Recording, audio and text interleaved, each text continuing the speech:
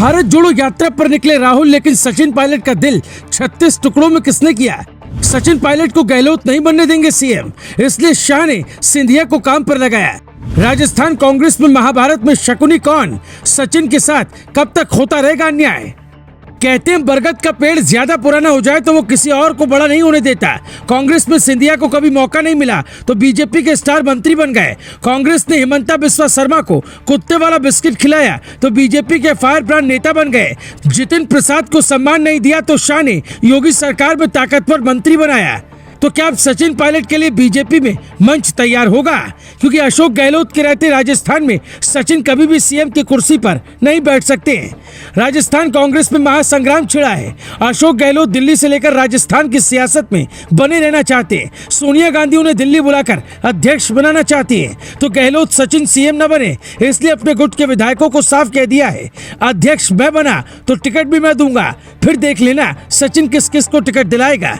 यानी राजस्थान में डर की सियासत चल रही है। ऐसी स्थिति में गहलोत और पायलट के पास सिर्फ 5 विकल्प बचते हैं। उनमें से 3 गहलोत के पक्ष में और 2 पायलट के पक्ष में। हम वो विकल्प बताएं उससे पहले गहलोत का गेम प्लान समझिए। मीडिया रिपोर्ट्स के मुताबिक अशोक गहलोत गुट के 92 विधायकों ने रातों रात स्पीकर सीपी जोशी को अपना इस्तीफा सौंप दिया।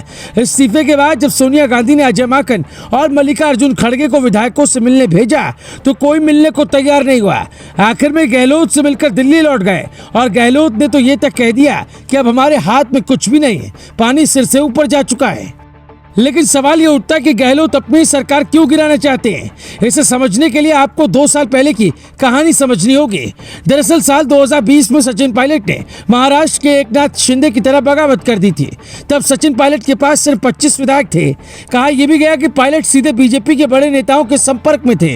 पायलट की सिंधिया से अच्छी बनती है। सिंधिया कुछ साल पहले बीजेपी में आए हैं, इसलिए राजस्थान में अभी जो भी हो रहा है उस पर सिंधिया की नजर है। उस वक्त भी सिंधिया के सारे गहलोत की सत्ता पलटने वाली थी, लेकिन गहलोत ने नीतीश की तरह समय रहते सब कुछ भांप लिया था। अब चूंकि गहलोत कांग्रेस के अध्यक्ष बनने वाले, इसलिए पायलट के सीएम बनने की चर्चा तेज हो गई।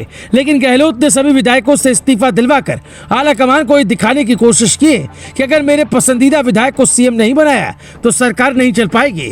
लेकिन गहलोत शायद ये भूल गए कि 200 विधानसभा सीटों वाले राजस्थान में कांग्रेस के पास 108 विधायक है। अगर पायलट ने बगावत कर दी तो सरकार गिर सकती है, इसलिए पायलट को मनाना कांग्रेस की मजबूरी है। सोनिया, राहुल, प्रियंका सब चाहते हैं पायलट सीएम बने, लेकिन अशोक गहलोत ये नहीं चाहते। गहलोत चाहते हैं सीपी जोशी, रघु शर्मा, बीडी कल्ला या शांतिलाल धारीवाल को सीएम बनाएं।